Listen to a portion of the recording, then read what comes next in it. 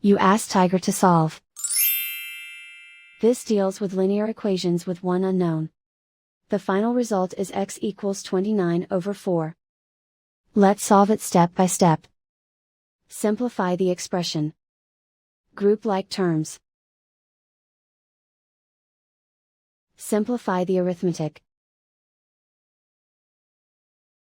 Group all constants on the right side of the equation. Add 4 to both sides. Simplify the arithmetic.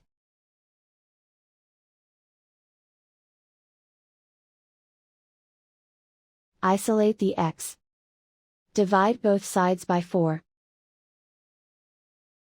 Simplify the fraction.